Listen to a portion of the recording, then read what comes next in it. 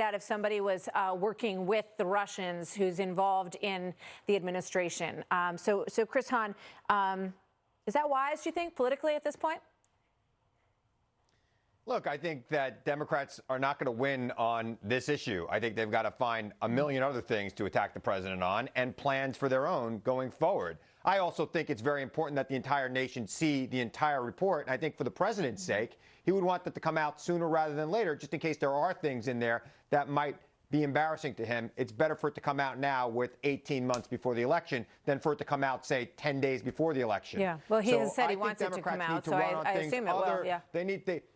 Well, Mitch McConnell blocked the vote today on it. So let's see what actually happens. So, I think it's in everybody's interest to see the entire report. I think it's in the Democrats' interest to run for president on things other than Russian collusion. Well, let me just ask you this, Chris. Clearly, we trusted Mueller, and we should trust the report. Okay. Do you think that Bill Barr would have released the letter that he released, which is brief, and I think everybody wants to see the full report to the extent that it can be put out, and with regard to classified information or grand jury testimony.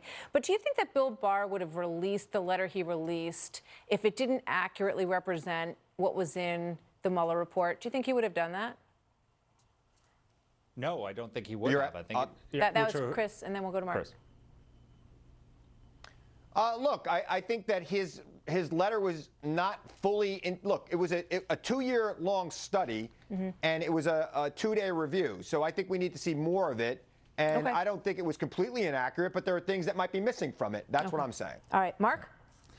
So here's the thing that's pathetic, is that these Democratic presidential candidates were actually wishing that the Mueller report found evidence of collusion. I wish they would take Chris's advice and pivot and move on, because the reality is it's very sad. They were almost salivating, waiting for this evidence, and now that it hasn't come, they're in denial. How horrible would it have been for our country if Mueller had found that the President of the United States had conspired with a foreign power to undermine our democracy? Every American, whether you're a Republican or a Democrat, should be celebrating this outcome.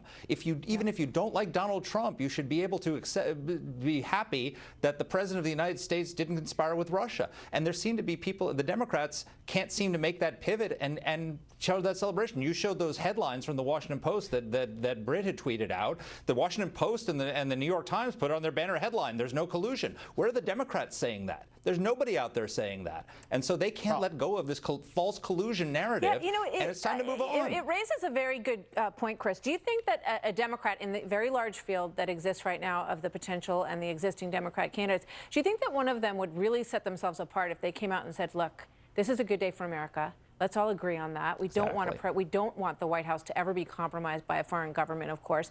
And I am going to, said Democrat candidate, move on. I want us to stop talking about this. It has pitted us against each other successfully. That's what the Russians did really well.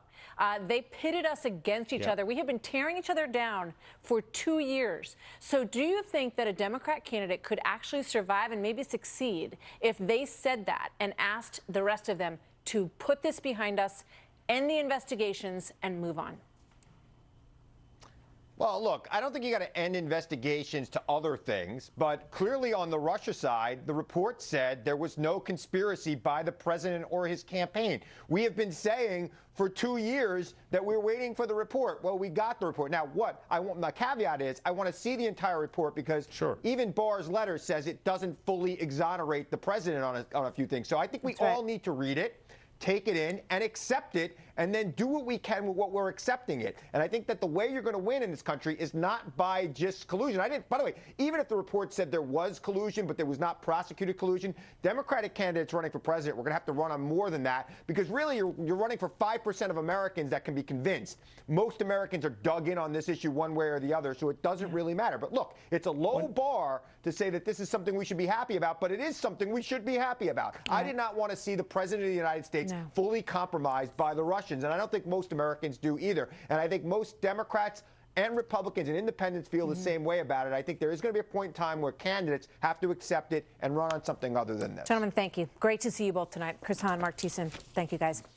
So did Robert Mueller drop the ball by failing to take a stance on whether or not to prosecute